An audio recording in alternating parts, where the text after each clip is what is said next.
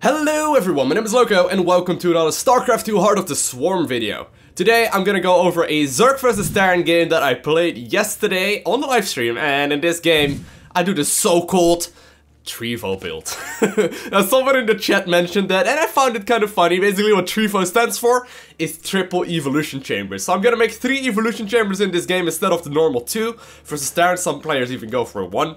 But I decided to go for 3 evolution chambers and start upgrading ranged, melee and armor upgrades all at the same time, which honestly is so uncommon simply because it's so expensive. But the reason for this is as follows, okay? For whatever reason, I'm not moving my first overlord, by the way, but the reason why I decided to go for triple evolution chamber, and I haven't really done this all too much, but I've been doing it a little bit. The reason why I'm doing it is because pretty much everything was Zerg vs Terran recently. I've been playing Muta, or not Mutaling Bane, but actually Rotaling Bane. Now, pretty much every single professional gamer, when you watch like live streams or you watch like tournaments or whatever, pretty much all of them are playing Mutaling Bane right now. And the reason for that is because if you control it pretty much perfectly, which most of the pro gamers will, you will just sort of steamroll your opponent and you actually will be able to crush most Terran players. Now, honestly, the reason why I'm playing Rotaling Bane, I will be very honest with you right here, my Mutaling Bane control isn't the best. So instead of actually working on it, I decided to pussy out mostly and go for Rotaling Bane, which also works very well, but like I said, it's not as optimized as Mutaling Bane. Now, the disadvantage of going Mutaling Bane, or the advantage of going Mutaling Bane, is that both Banelings and Zerglings benefit from the upgrades, right? So if you go for +1 armor for melee, and you go for +1 armor or +1 attack for melee, you will be able to both benefit your Zerglings and your Banelings. However, if you play Muta or Rotaling Bane, obviously the roaches will not benefit from this. And roaches do dish out quite a significant amount of damage, so I figured why not just make triple evolution chambers, and instead of going Aspire and getting Mutalisk out and getting Mutalisk upgrades, we're gonna go for triple evolution chamber and sort of go from there. So that's exactly what I'm trying to do in this game.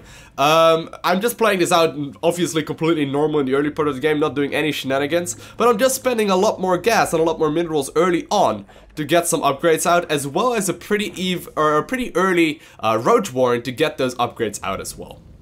So we will jump into that very shortly, but for now we're just gonna watch the game completely through my vision of view, and I'm gonna talk about the things that I have decided to do in this game, such as not making an overlord apparently, and dropping a couple of frames right there, which is not cool, but we should be fine. So actually my second or my third overload right there was a little bit later than it really ideally was supposed to be, but it doesn't really matter all that much. So far I've gone for the super standard Zerg vs Terran play where I went for a hatchery first, I followed it up with a spawning pool, and then I made a gas geyser. My opponent is gonna be the typical Terran player, and he's gonna go for Reaper harassment, he's gonna switch into more and more Hellions, and then later on he's gonna go for the standard bio play with mines, if I'm not mistaken. So really standard game right here, with the only difference really being that I go for triple upgrades and everything else is pretty much normal. So right now we can already see on the production tab right there, more command centers going down for my opponent. He's going for the factory as well. I'm getting 2 more queens out, yeah, everything is looking completely standard right now. Zergling speed is on the way, and I pulled the drones out of the gas for the most part. So moving out of creep, or off creep a little bit too far right there with my queens. Not the biggest of deals, as they won't really be dying anyway, but I'm gonna have to be a bit careful with that. Gotta start making as many drones as I possibly can, and I wanna go right for around a 6.5-ish third base. So in about a minute from now is when I want to make my third base, and 6 to 6:30 is the standard time for a third base to go up. Now my opponent gets a bit lucky right there, he runs back in right when I actually throw down my creep tumor, and he does get a snipe on it, so not ideal, but I guess it's not the worst. I'd rather lose a creep tumor than, let's say, a queen, right? So could be worse. Gonna move over with a drone towards the third base right now, sneaking it in between the Reapers, and I do manage to get it over there, going for the 6 minute and 10-ish seconds third, and my Zergling speed is about to finish up. Now, right around this time is recently where I've been getting more gas geysers, and where I'm also getting my Roach Warren up. So it used to be the case before the Hellbed buff and before everything else got buffed as well from Terran pretty much. It used to be the case that you would go for double upgrades right from the get-go, and a lot of Zerg players do still do this. However, I've been experimenting a little bit with this style that I saw live play recently, where he gets a Roach Warren after finishing up the Zergling speed. So right now my Zergling speed finishes, I make a couple of Zerglings, and I'm gonna start my Roach Warren very soon. Now this is something that I usually didn't do, I didn't used to do this, but it's just something that's been working out very well for like the heavy Hellbait aggression that a lot of Terran players have been favoring, as well as the heavy Hellbait aggression, like the Marauder Ling or Marauder Marine Hellbait timing pushes and whatnot. So here we go. I'm delaying my upgrades deliberately right now, and instead I'm getting a second gas geyser up, and I'm getting more and more drones as well as a Roach Warren. Right now I still got my normal amount of Zerglings, right about 16 or so I think. Yeah, it's actually 20 of them, so a bit more than absolutely necessary, but whatever. Gonna knock the rocks down right there towards my goal, and there you can see the typical Reaper shenanigans of the Terran players right now, where they try and actually get as many Hellions out as humanly possible in the early part of the game, and the Zerg player just sort of needs to defend.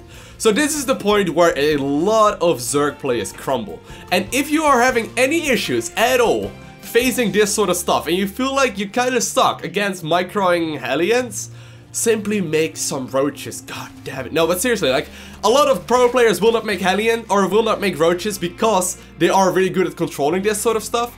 But if you feel like you're actually missing out on, you know, a little bit of control, or you're missing out on, you know, just general Zerg micro, make a couple of roaches, because they will save you the game most of the time, okay? So right now, I am making 7 roaches. I think I will be able to pick off these Hellions as well. He moved out on creep a little bit too far. That's the advantage of having some good creep threat right there. And I do manage to pick off every single one of them. So far, I am starting my roach speed. I am starting my, very soon actually, I'm starting my Baneling speed as well. And I'm gonna start the most famous triple evolution chambers. I believe it's right around here. So notice that my upgrades are pretty damn late, okay? Compared to the normal one, here we go by the way, triple evo, I'm thinking about it, I'm like, yep, I'm gonna do it.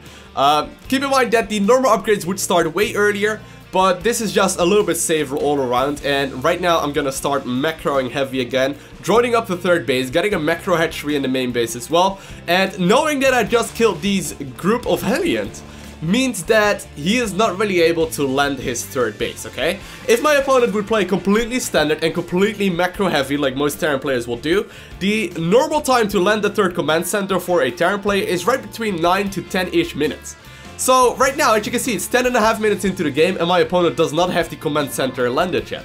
Meaning that, because I killed the Hellions, he is not able to expand, which is very nice for me. So here we go, by the way, let me actually focus on there. I am starting +1/+1/1, which is something that I didn't say for forever, but I'm starting a +1/+1/1, and I'm thinking of going for a timing attack right when all of these 3 upgrades finish. So I got the max saturation going, I got a macro hatchery up as well, I'm gonna get about 8 more drones, starting gases at my third base as well, and I'm gonna start a non-stop unit production very, very soon. I think it's after these batch of drones comes out, and yeah, there we go. I'm gonna start producing as many units as possible. Now the reason for this is 2. One, I want to actually be able to do this timing attack that I was talking about right when my upgrades finish. And the second one is, this is a pretty standard time for the Terran player to move out. As you can see, that combat shield is finishing up right now. He just finished +1 as well. So as you can see, there he is moving across the map. So I'm gonna try and just sort of push back his army and go for the counter attack, or I will just simply go for the timing right when my +1/+1/1 finishes up. So he's just trying to clear up as much creep as possible right now, as you can see, just being as annoying as possible. And my +1/+1 is still in production, so I really don't want to engage him too much yet. Does look like I'm going to do just so, because he really doesn't have very much. I'm just messing up non-stop units right now. Gonna morph more Banes as well, I believe. At least it should be. Yep, there we go. More and more Banelings going down. +1/+1/1. About to finish, okay? Have a look at the Evo chambers once more. Here we go. I'm moving across the map right now with my magnificent +1/+1/1 push. All the upgrades are just about to finish up, morphing more and more Zerglings as well as more Banelings. And I'm like, okay, I'm going for it. I'm gonna give this a try. +1/+1/1 is done. Widow Mines, don't give a fuck about them. Just rolling in right here. Rolling with all the Banelings in his Widow Mine, or into his Widow Mines and Marines. And for whatever reason, my opponent did not expect this push at all. And the reason for that is because, well, it is so uncommon. Nobody goes for a +1/+1/1 timing attack with Roachling Bane when the entire meta game currently is pretty much possessed with Mutaling Bane. So I'm running Zerglings all over the map, going for all of his bases. nuking down the natural mineral line for him. I'm getting my fort base up, starting +2, +2, +2. And I got Zerglings eating away at the SCVs at his turret as well. And this is pretty much game. So, you know, if you enjoy playing a little bit wonky every now and then, and you feel like solid macro with Ling Bing or Ling Bling Muta is not your strongest point, I would highly recommend giving the Treevo build a try. So thank you guys all for watching. If you enjoyed this video, make sure you hit that like button. If you really enjoyed it, hit that subscribe button right now, and you will be the very first one to get a notification when I upload new videos. Well, thank you guys all for watching. Have an amazing day. Do not forget to smile, and I will see you again in the next video.